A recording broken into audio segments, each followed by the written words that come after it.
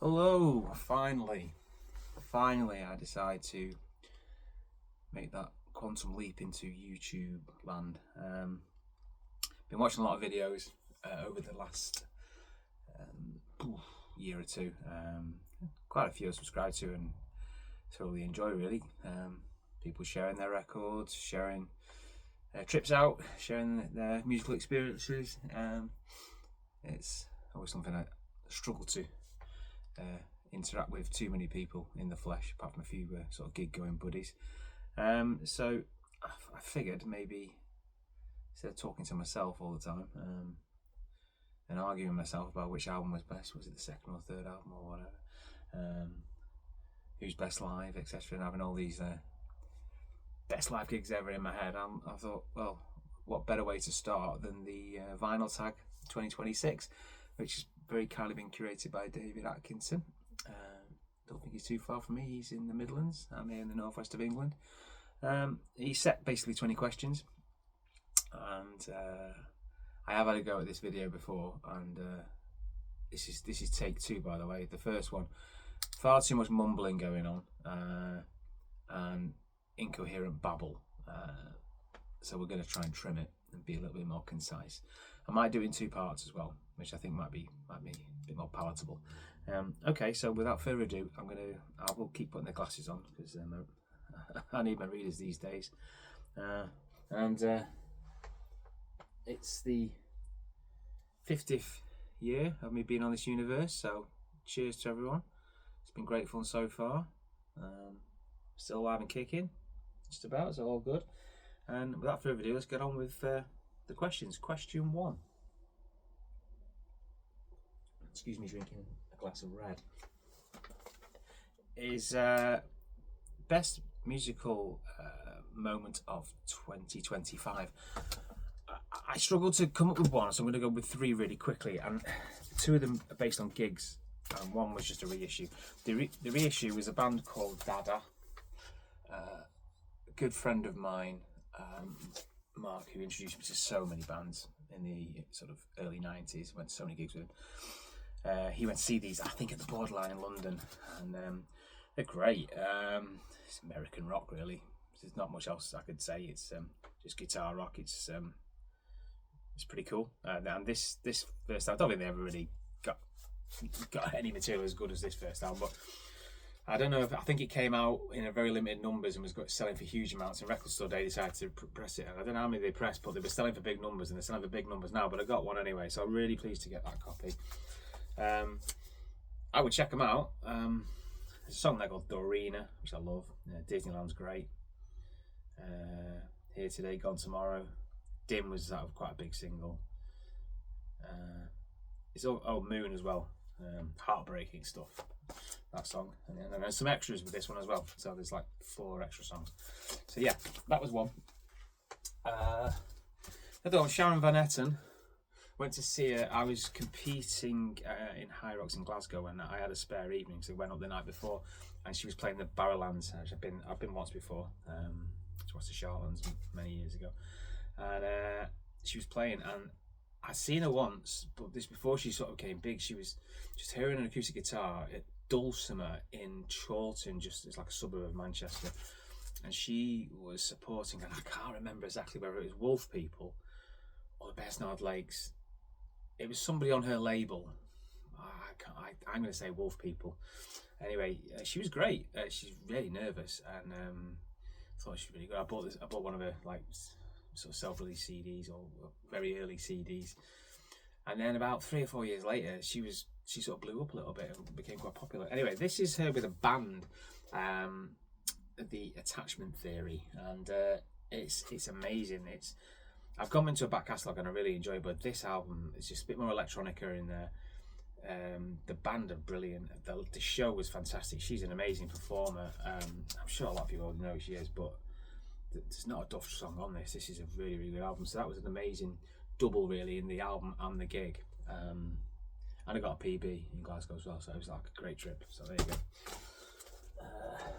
Then this chap here, Peter Bruntnell. That was his last album.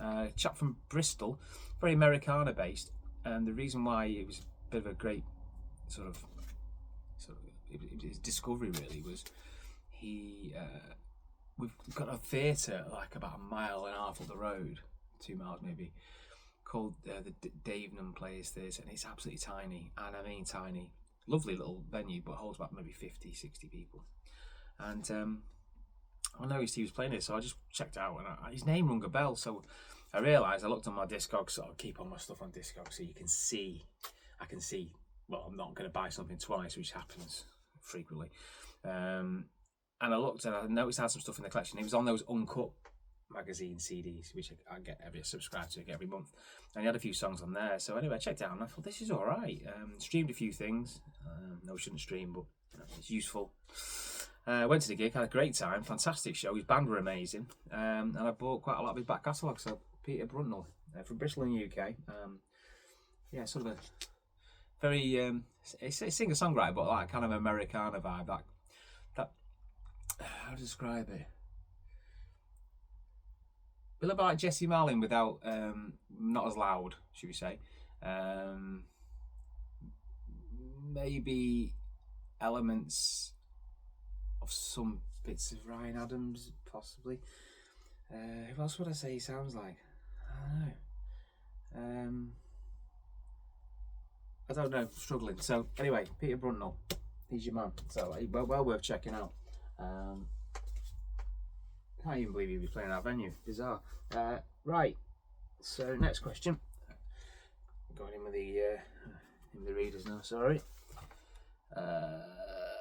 Share your favourite live gig. Right. So the live gig was it's a bittersweet one. It's Black River Motorcycle Club.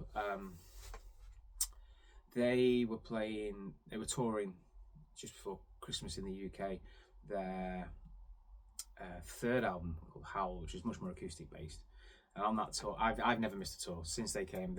I've been with them forever, so I like bands like that. When you've seen it from the start and you're still with them, you still rate them. So me and my mate Gaz never missed a tour, and Gaz has been with me to I reckon maybe 120, 130 gigs. Anyway, he unfortunately passed away in the autumn, which knocked a few people, myself included. So it was a real tough one, and we were going to go to this gig. So it was a tricky gig initially, but then I just started to sort of raise a glass and really get into it and thoroughly enjoy it. They played brilliantly, but I ended up enjoying it immensely. And my intention, every time I'm going to go to a gig, which he would normally go to, there's a few that you've always got those bands you'll always go and see, like Mogwai in March. That'll be another one. I'll have a little moment, raise a glass, and away we go, and I'll enjoy the evening. But it was a tricky one, but it was a highlight at the same time. So that's that one. Question 3: will your collection be bigger, smaller, or maybe just same in 10 years' time? I'm starting to purge a lot more as I get older. I'm starting to realise that there's stuff I just don't know and listen to anymore, which I found very difficult to let things go. But I'm a regular in Vinyl Exchange in Manchester, taking stuff in, because the stuff I take is in really good condition, so I always take it, and also it's usually pretty good stuff I just don't want to listen to anymore. So but then stuff comes in almost immediately. I think it'd be quite similar. There's nowhere for anyone else to go. This is our house. I will do a room tour if there's any interest in this, by the way, at some point, but maybe not yet. This is where my speakers are underneath what you're watching there, and stereo system, and all it's decent, reasonable, high-end kind of kit. All the CDs, DVDs, and Blu-ray are all out here, and then inside is where the records are, in the room that used to be the dining room, no longer. So I'm going to say it's going to be similar, unless I can find some more storage solutions. So, question 4. New home. Some of the wording of these might be different. I was scribbling them all down. Am I right? It's terrible. So you move to a new house, and you want to play something first up, turn it up to 11 to annoy the neighbours. I would go with Loveless by My Blue Valentine. incredibly loud live. Saw them just before Christmas, and that was the most clear I've heard them vocally. You could hear everything, which is not normally the case. But I will say that the vocals are kind of irrelevant. They just add another texture. It's just another layer. The sounds that this guy gets out of the guitars and so on is something else. Some would argue the one before it is a better album. I disagree. I think this is damn near perfection. Wasn't as sold on the comeback album, where there was a lot of good stuff on there. Will there be another one? We wait. Who knows? But that was that's what I played, because that'll be loud, pretty loud, especially on the kit I've got in front of me now. 2 albums, one from two artists, fave male, fave female singers. So female, Christian Hirsch. I love everything by the Muses, Throwing Muses, and her solo stuff. I first saw her in '94, Warrington Park Hall, and she was supported by Vic Chestnut, and that was just a wonderful double bill.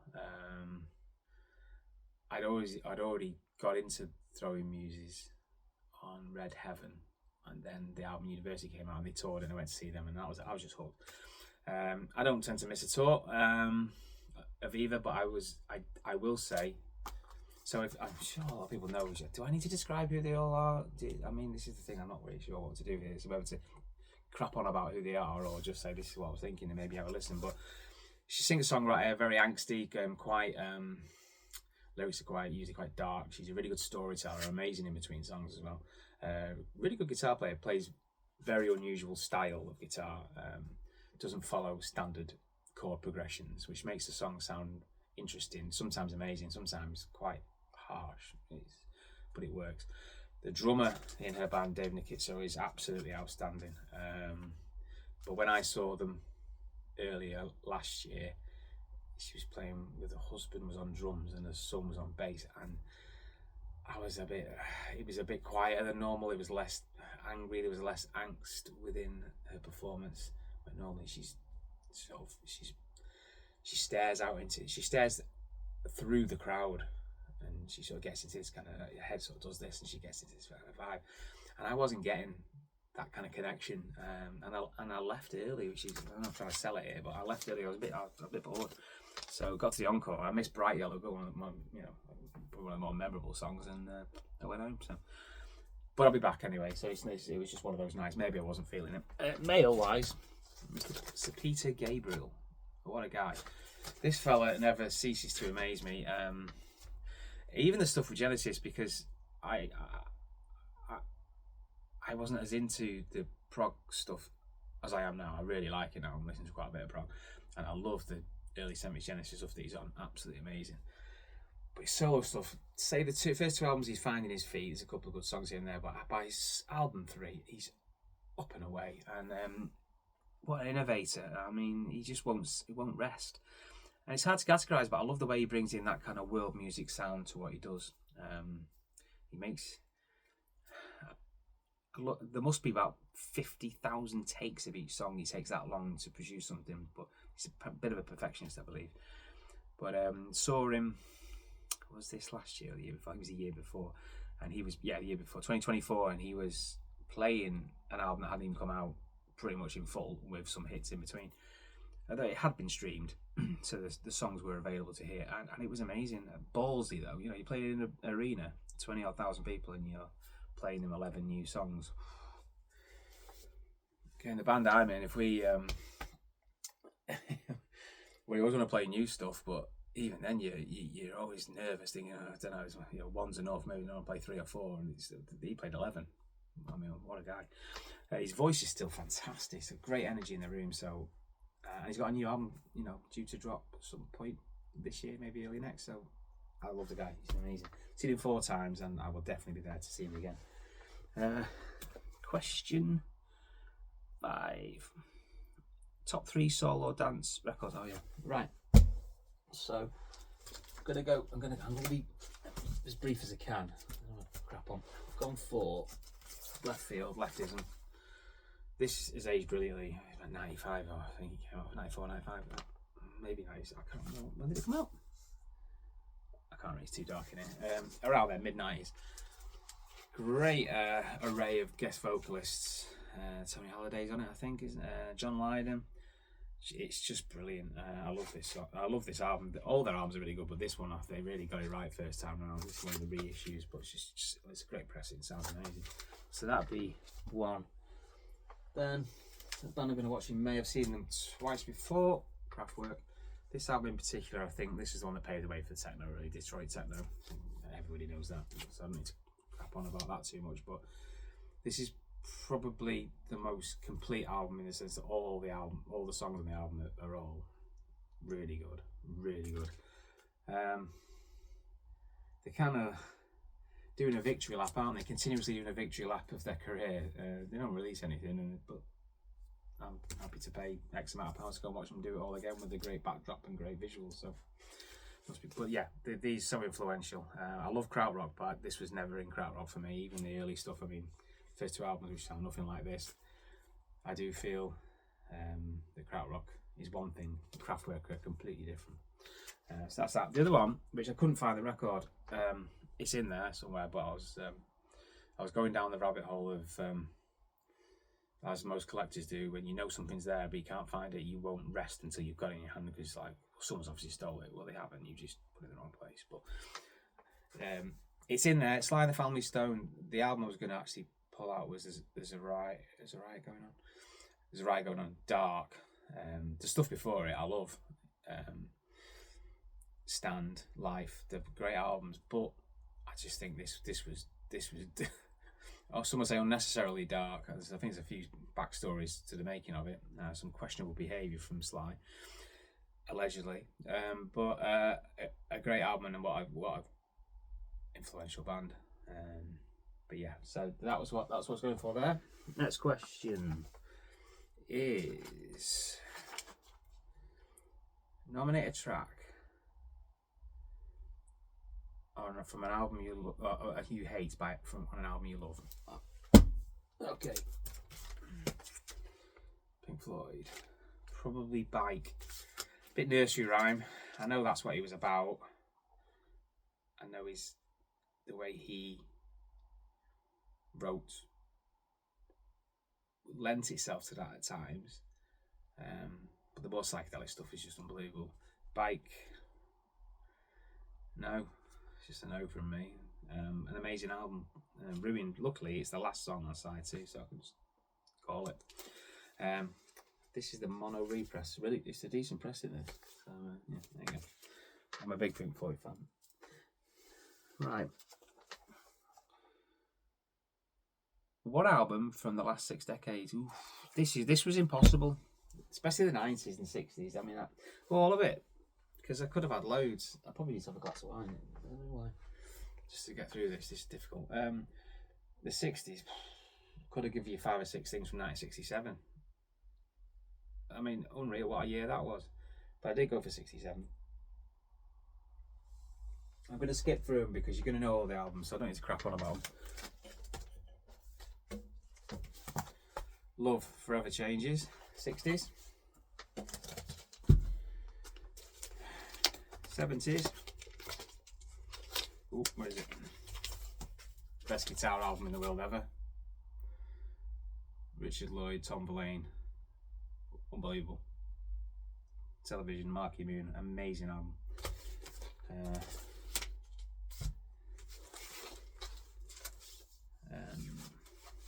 I won't give you the name of our band if you don't know already, because if you listen to some of it, you'll hear a riff that's completely lifted off one of the songs off that album. But anyway, 80s. Oh, I could have gone for any of their output. R.E.M., Life's Just Pageant. Reckoning, I love. Fables, I love. Murmur's amazing. Documents, really good. I mean, Green's amazing. But I went for this one because some of the songs on there these days, Begin the Begin, Cuyahoga, Fall on Me, Swan Swan Hummingbird, I Believe. It's just one after the other. This is the Mobile Fidelity one. It's quite a good pressing. Not massively different from the original, but different enough to justify the spondoolies spent on it. 80s. That was the 80s. 90s. No, this was really hard. Could have gone anywhere. I've gone with an album that I didn't actually particularly pay attention to because they were too big at the time. They were really annoying me because they were everywhere, and I had a bit of a chip on my shoulder about that at the time. Don't know why. So I didn't see them until later on in the 90s. It's maybe very late 90s I saw them the first time. However, I don't think anyone can deny that. The production, I mean, this is a reissue again, half speed remaster. It's recorded like it was recorded. I don't think you're hearing much different. I don't think you are. It was so dark. It sounds like it was done in a cellar, and everyone is on downers, and everyone is really angry. But it's so primitive, and so there's a real urgency to everything they're doing. I mean, Brett had obviously listened to a little bit of David Bowie. I mean, the guitars, we know all about the guitars, Bernard Butler's guitar. But I mean, for me, Moving, I love. I mean, the singles we know, but Moving is great. And Pantomime Horse never fails to get me. What an album. New one's good. The new one's very good. Really good, in fact. So, yeah. Early 2000s, I went with two, can't make my mind up. So, both related. Black Red Motorcycle Club's debut. Amazing. And these are another famous band for me. People who know me that I don't miss tours with these guys. It's always annoying when the first one's the best one, because it is, and it is. But it's brilliant. Psychedelic rock from Austin. I think they're not neck of the woods. And these. I mean, he plays the bass like it's a guitar. I mean, and they both sound similar vocally. Everyone's like, well, it was a bit Jesus and Mary Chain. It's not so much. There's so much more than that. As much as I love Jesus and Mary Chain. So yeah, that's that one. And then 2010's going to go with a band I'm going to watch in a few weeks. Besnard Lakes. This is the Besnard Lakes on the Roaring Night. This is psychedelic Beach Boys. That's the way I'm going to describe it. Husband and wife front the band. There's melody. There's crashing guitars. There's lots of delay and reverb. There's long songs. Love a long song. It's brilliant. All their albums sound quite similar, but I think this is the one where they probably got it absolutely spot on. So there you go. That was tricky. We'll do two more, and then I'm going to pause, and then that'll be the end of part one. Oh yeah, so you've got a day with any artist. Who would it be? I decided to go with Eddie Vedder because I think he's just a thoroughly nice chap. There's nothing about him that I seem to dislike other than the fact he's got oodles of money. I just think I think he's genuine. You know, there's a lot of bullshit with artists,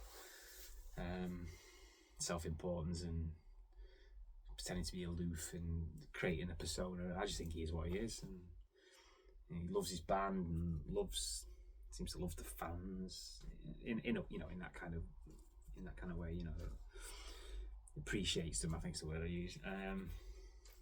They give him a great life, and he appreciates it. And I just think he's a really sound bloke as well as like great singer. And I really like Pearl Jam.